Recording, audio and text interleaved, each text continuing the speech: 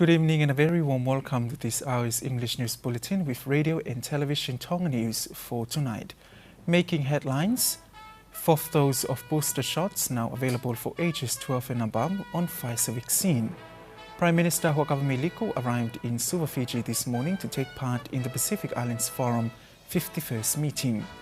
And Ministry of Revenue and Custom imposed fines on businesses breaching gas register regulations. Now I'm Vafanoto Paula with the stories in detail. Ministry of Health now allows the public to roll out their fourth dose of booster shots from the Pfizer vaccine, in which the vaccination program are now held at the old labour ward of Viola Hospital. Alice Tupo will tell you more on that story. The Acting Director of Health, Dr. Nuku'alofa, says that the aim of allowing people to have their fourth booster shot is to strengthen the vaccine's effect on the immune system of the human body, as the strength of the vaccine's effect can slowly weaken after 6 months. This means if there is a second wave of COVID-19, people who have their second shot and booster shots 6 months ago can easily get the virus, and it could be worse. The Ministry of Health urges the public to join the immunization program to complete the second and booster shots. At the moment, the vaccination of those aged 12 and above is 98%, second dose at 91%, and booster shots at 58%. Dr. Nuku'alofa also says that right now, the vaccination program is still continuing with the Pfizer vaccine from Australia. 1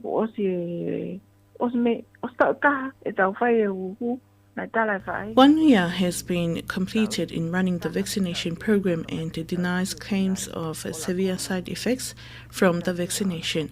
There are countries overseas that wish to assist Tonga with the Moderna vaccine. The Ministry of Health hopes that the percentage of booster shots can be up to more than 90%, like the first and the second dose. Dr. Nuku'alofa also said that in other countries, the effectiveness of the vaccine weakens over time, meaning people can get COVID or strains of it 2 or 3 times. If the effectiveness continues to weaken, then you can get really sick, and that is why it is important to get booster shots to strengthen or re-energize the immune system. Frontliners and the vulnerable population are strongly advised to take part in this vaccine rollout. Reporting for Radio and Television Tonga News, I'm Alice Tupo. The Honourable Prime Minister Hoakavame Liku arrived this morning in Suva, Fiji on a private aircraft of the New Zealand Air Force. Hoakavame Liku was officially welcomed in Suva by the Fijian High Commissioner to the Pacific Islands, Latu Paula, and Cabinet Minister Rosie Ekpa, along Foreign Affairs Minister Fekita Moiloa Utekamanu. The Prime Minister's arrival is to take part in the 51st Pacific Islands Forum meeting that was officially opened by the host of this year, Fiji's Prime Minister Frank Bainimarama. The official opening of the Pacific Islands Forum meeting yesterday, led by Bainimarama through a Talanoa session to grow the tide of change for our descendants to inherit a healthy and a wealthy Blue Pacific Forum panel on oceans leadership. Meanwhile, the forum continues today with a Talanoa session on people-centered development issues, led by Tonga's Foreign Affairs Minister Fekita Moiloa Utoikamanu, along Australia's Foreign Affairs Minister Senator Benny Wong, Vanuatu's Prime Minister Bob Laughlin, and the President of Palau, His Excellency Sir Angel Whipps Jr. Today's discussion was moderated by SPC Deputy Director, the Tongan Dr. Paula Vivili. Tomorrow's Talanoa session will be on leadership and regionalism, to lead by New Zealand Prime Minister Jacinda Ardern, along Samoa's Prime Ministers Naomi Mata'afa, the Solomon Islands Prime Minister Manasseh Sogavare, with the Marshall Islands President and Secretary General of Pacific Council of Churches. The meeting, hosted by the Fijian government, is billed as one of the most significant in recent history, as the region gradually emerges from the grips of the COVID-19 pandemic. The meeting in Suva is expected to conclude with the launch of the 2050 strategy for the Blue Pacific continent, which, according to the Forum Secretariat, it has been developed over the past 3 years after wide consultation across the region. The 2050 strategy, once endorsed, will become the blueprint that will set out the collective vision for the region. The Ministry of Revenue and Customs has imposed 5,000 paanga fines to businesses that have breached regulations of using gas registers in Tongatapu. The ministry took action to fine these businesses after receiving numerous complaints. Mark Ake has more on that story. The Deputy CEO of the ministry, Grifi Moimoi, said they are very satisfied with their work in keeping track of businesses that use cash registers to make sure they follow regulation. The 5,000 paanga imposed on these businesses was because the ministry confirmed that they didn't provide their customers receipts after their purchases.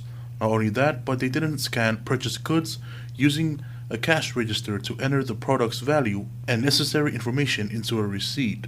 Despite these businesses breaking the regulation, there are more businesses that strictly follow the regulation of using cash registers. Moimoi acknowledged the public for contacting the ministry about businesses that don't comply with the regulation, as it not only helps with collecting accurate information and tax that should be paid to the government, but also help customers make sure they aren't ripped off.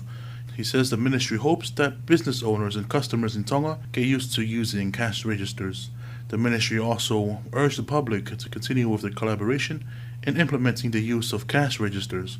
This is due to some businesses abusing the accurate tax collected by the government. The Ministry of Fisheries have re-emphasized that fishing for sea cucumbers for commercial or other purposes is currently prohibited. The acting CEO of the ministry, Dr. Malimali, says there are still reports of people breaching this regulation, illegally fishing for sea cucumber.